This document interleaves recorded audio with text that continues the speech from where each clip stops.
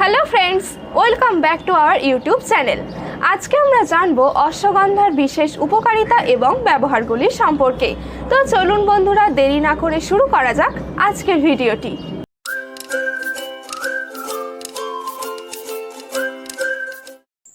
অশ্বগন্ধা হলো একটি ছোট আকৃতির গুল্ম জাতীয় উদ্ভিদ, যার বিজ্ঞানসম্মত নাম হলো উইথানিয়া সোমনিফেরা। সোমনিফেরা শব্দটির ল্যাটিন অর্থ হলো স্লিপ ইন্ডিউসার বা ঘুমের প্রবর্তয়িতা। মূলত এই অশ্বগন্ধা এমনই একটি শক্তিশালী হার্বস যা আমাদের শরীর, মন, আবেগকে রিজুভিনেট করে ও মানসিক ও শারীরিকভাবে চাপমুক্ত রেখে আমাদের অনিদ্রা কাটাতে সহায়ক, তাই এইরূপ অর্থ। সংস্কৃতে এই অশ্বগন্ধার অর্থ হলো ওডর অফ দ্য হাউস। মনে করা হয় এই অশ্বগন্ধার শিকড়ের গন্ধটা নাকি অনেকটা ঘোড়ার সোয়েট বা ঘামের মতো। এছাড়াও এটি অত্যন্ত শক্তিশালী একটি প্রাচীন আয়ুর্বেদিক হার্বস, তার জন্য এইরূপ নামকরণ হতে পারে। এই অশ্বগন্ধা আয়ুর্বেদাতে বলদা বা বাজিকরি নামে পরিচিত। সংস্কৃতে এটি বরাহকর্ণী কামরূপিণী নামে পরিচিত। হিন্দিতে এটি Indian winter cherry, poison gooseberry, Indian ginseng নামে পরিচিত। আর হিন্দিতে ও বাংলায় এটি অশ্বগন্ধার নামেই পরিচিত। এই অশ্বগন্ধার স্বাদ হালকা তেতো, অল্প কটু বিশিষ্ট, পাঞ্জেন্ট টেস্টের হয়ে থাকে। তবে আমাদের খাওয়ার পরিমাণ এতটাই কম থাকে এবং অন্য কিছুর সাথে, যেমন দুধের সাথে মিশিয়ে খেলে খুব বেশি এর স্বাদ পাওয়া যায় না। আয়ুর্বেদিক চিকিৎসা ব্যবস্থা শুরু হবার সময়কাল থেকে, অর্থাৎ আনুমানিক 5000 বছর আগে থেকে এবং বর্তমান কাল পর্যন্ত দীর্ঘ সময় ধরে এর উপকারিতা ও ব্যবহারের জন্য একই রকম সমাদৃত এই অশ্বগন্ধা। এই অশ্বগন্ধার ব্যবহার্য অংশ হলো এর শিকড় বা মূল। মূলত শুষ্ক উপক্রান্তীয় অঞ্চলে এই গাছ বেড়ে উঠতে দেখা যায়। এই অশ্বগন্ধা হলো ভারত, বাংলাদেশ, পাকিস্তান, স্পেন, আফ্রিকা সহ মিডল ইস্ট ও সাউথ ইস্টার্ন এশিয়ার অনেক দেশেরই স্থানীয় গাছ। ভারতবর্ষের মধ্যে উত্তরপ্রদেশ, গুজরাট, পাঞ্জাব, ওয়েস্ট বেঙ্গল, মধ্যপ্রদেশ, মহারাষ্ট্র, হরিয়ানা, ত্রিপুরা সহ অনেক রাজ্যেই এই অশ্বগন্ধার চাষ করা হয়ে থাকে। অশ্বগন্ধার মধ্যে রয়েছে প্রচুর antioxidant, anti inflammatory, anti cancer, anti diabetic, antibacterial, copper, zinc সহ বিভিন্ন খনিজ উপাদান, ভিটামিন B6 ও কিছু অ্যালকালয়েডস, স্টেরডল, ল্যাকটোনেস এবং স্যাপোনেন্স উপাদান। এছাড়া উইথ অ্যাফেরিন A এবং উইথ অ্যানন হলো এর মূল বায়োলজিক্যাল অ্যাক্টিভ উপাদান। অশ্বগন্ধা হলো সকল হার্বসের কিং অফ হার্বস। বন্ধুরা, এবার আমরা জানবো এই অশ্বগন্ধার 15টি বিশেষ ব্যবহার ও উপকারিতা সম্পর্কে। কিছু বৈজ্ঞানিক গবেষণায় দেখা গেছে যে অশ্বগন্ধা দুশ্চিন্তা ও উদ্বেগের কারণে সৃষ্ট মানসিক চাপ কমাতে সক্ষম এবং এর কারণে হওয়া নানান অসুখ, যেমন উচ্চ রক্তচাপ, ডায়াবেটিস, অকাল বার্ধক্য ইত্যাদি প্রতিরোধে সক্ষম। এই অশ্বগন্ধাকে স্নায়ুতন্ত্রের একটি রিস্টোরেটিভ টনিক হিসাবে উল্লেখ করা হয়, যা কর্টিজল হরমোনের উৎপাদন হ্রাস করে। এই অশ্বগন্ধা স্নায়ুতন্ত্রের চিকিৎসায় এর ঔষধ প্রস্তুত করতে ব্যবহার করা হয়ে থাকে। দৈনিক শরীর চর্চা এবং পুষ্টিকর খাবার খাওয়ার পাশাপাশি যদি নিয়ম করে 300 থেকে 500 মিলিগ্রাম অশ্বগন্ধা 1 গ্লাস অর্থাৎ 300 মিলিলিটার গরম দুধে ভালো করে ফুটিয়ে সেটা হালকা গরম থাকতে 1 চামচ মধু ও 1 চামচ ঘি মিশিয়ে খেতে থাকলে 8 সপ্তাহের মধ্যে ভালো ফল পাওয়া যাবে। অশ্বগন্ধা শারীরিক কার্যক্ষমতা বৃদ্ধিতে এবং প্রচুর এনার্জি যোগাতে সহায়ক। এছাড়াও গবেষণায় দেখা গেছে যে নিয়ম করে 400 থেকে 600 মিলিগ্রাম অশ্বগন্ধা গ্রহণ করতে থাকলে শরীরে VO2 বা ভলিউম অফ অক্সিজেন লেভেল বাড়াতে শুরু করে। এতে আমাদের হার্ট এবং লাংস সুস্থ থাকে, শ্বাসকার্য ভালোভাবে ঘটে এবং যে কোনো রকম হার্ট ডিজিজের সম্ভাবনা হ্রাস পায়। অশ্বগন্ধা ক্যান্সার প্রতিরোধক হিসাবে খুবই কার্যকরী, কারণ এটি ক্যান্সারের কোষগুলি বৃদ্ধি প্রতিরোধ করে এবং কোষগুলির উৎপাদন নিয়ন্ত্রণ করে। গবেষণায় দেখা গেছে যে ক্যান্সার রোগীদের কেমোথেরাপি নেবার পর অবসাদ কাটাতে এই অশ্বগন্ধা বেশ কার্যকরী।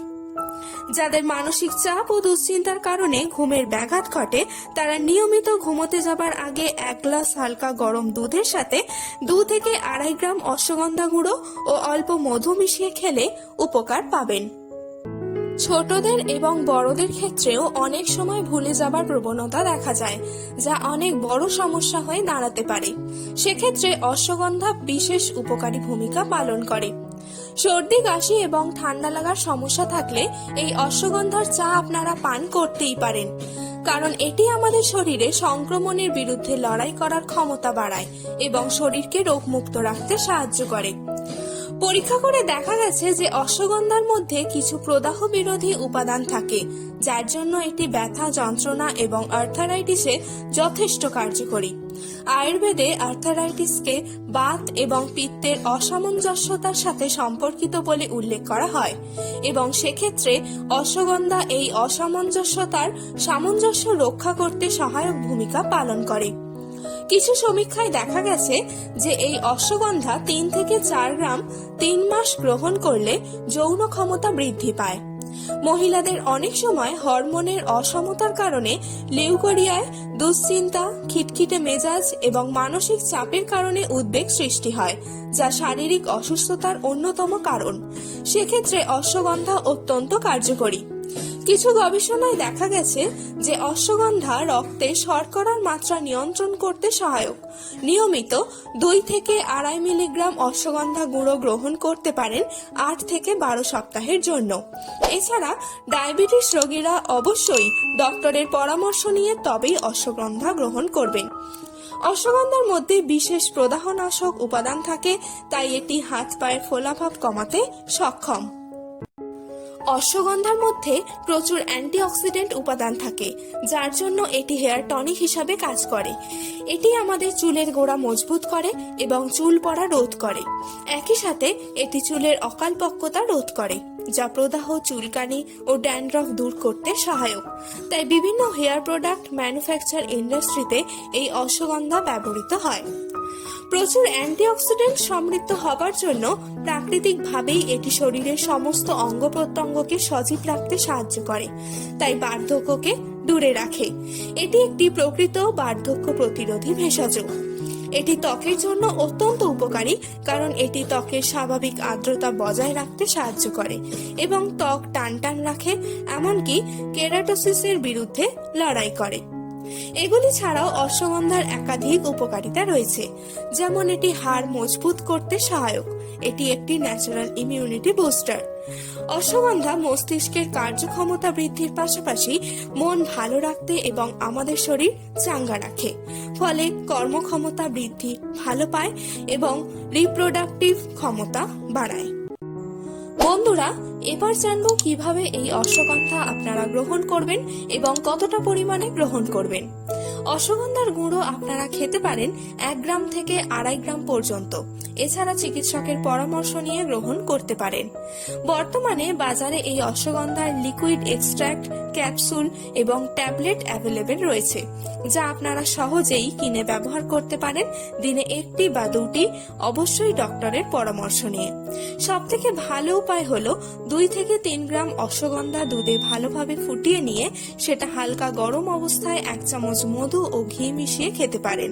এতে অনিদ্রার সমস্যা কাটে, স্মৃতিশক্তি বৃদ্ধি পায়, মানসিক চাপ কমে, ওজন বৃদ্ধি পায় ও সুগঠিত মাসল তৈরি হয়, খেলাধুলায় এনার্জি বাড়ে, বোন ডেন্সিটি বৃদ্ধি পায়।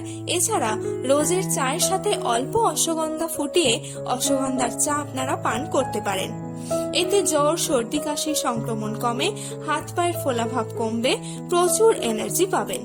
এছাড়া অশ্বগন্ধার গুঁড়োর সাথে জল, ঘি ও মধু মিশিয়েও সেবন করতে পারেন। তবে অ্যাডাল্ট বা পরিণত মানুষের ক্ষেত্রে 1 গ্রাম থেকে 2.5 গ্রাম পরিমাণে অশ্বগন্ধা নিয়মিত খেতে পারেন এবং টিনেজার বা বাচ্চাদের ক্ষেত্রে এর পরিমাণ 300 মিলিগ্রাম থেকে 1000 মিলিগ্রামই যথেষ্ট। এই অশ্বগন্ধা একটানা দীর্ঘদিন খাওয়া উচিত নয়। 2 থেকে 3 মাস খাবার পর কিছুটা স্থগিত রাখা উচিত। বন্ধুরা, এই অশ্বগন্ধা সেবন করা সবার জন্যই নিরাপদ, তবে অতিরিক্ত গ্রহণে এবং নিয়মের বাইরে গ্রহণ করলে পার্শ্ব প্রতিক্রিয়া হতে পারে। যেমন অধিক পরিমাণে গ্রহণ করলে গা গুলানো, বমি বমি ভাব, বদহজম, ডায়রিয়া ও শারীরিক অস্বস্তি ভাব হতে পারে। গর্ভবতী মহিলা ও ব্রেস্ট ফিডিং মায়েদের অশ্বগন্ধা খেতে বারণ করা হয়, কারণ গর্ভাবস্থায় অশ্বগন্ধা সেবন করলে গর্ভপাত সহ নানান জটিলতা সৃষ্টি হতে পারে। কেউ যদি শর্করার মাত্রা নিয়ন্ত্রণে রাখার ঔষধ সেবন করেন তবে অবশ্যই ডক্টরের পরামর্শ নিয়ে এই অশ্বগন্ধা গ্রহণ করবেন, কারণ এটিও রক্তের শর্করার মাত্রা নিয়ন্ত্রণে সহায়ক। অশ্বগন্ধা কিছুটা ঘুমের ঔষধের কাজ করে, তাই যারা আগে থেকেই ঘুমের ঔষধ খাবার অভ্যাস রয়েছে তারা অবশ্যই চিকিৎসকের পরামর্শ নেবেন। এছাড়া কোনো ভারী অসুখ থাকলে এই অশ্বগন্ধা গ্রহণ করবেন না এবং কোনো অপারেশনের আগে ও পরে অশ্বগন্ধা খাওয়া থেকে বিরত থাকুন। এছাড়া নিজ স্বাস্থ্য রক্ষার্থে আপনারা অবশ্যই কোনো ডক্টর বা বিশেষজ্ঞের পরামর্শ নিয়ে তবেই এই অশ্বগন্ধা গ্রহণ করবেন। সম্পূর্ণ ভিডিওটি মন দিয়ে দেখার জন্য আপনাদেরকে অসংখ্য ধন্যবাদ। ভিডিওটি কেমন লাগলো তা আপনারা আমাদেরকে কমেন্ট এবং লাইকের মাধ্যমে জানাবেন। আর অবশ্যই কিন্তু চ্যানেলটাকে সাবস্ক্রাইব করে নেবেন, কারণ আপনাদের সাবস্ক্রিপশন আমাদের একান্ত জরুরি। আপনারা সকলে সুস্থ থাকুন, ভালো থাকুন এবং প্রকৃতির সাথে থাকুন।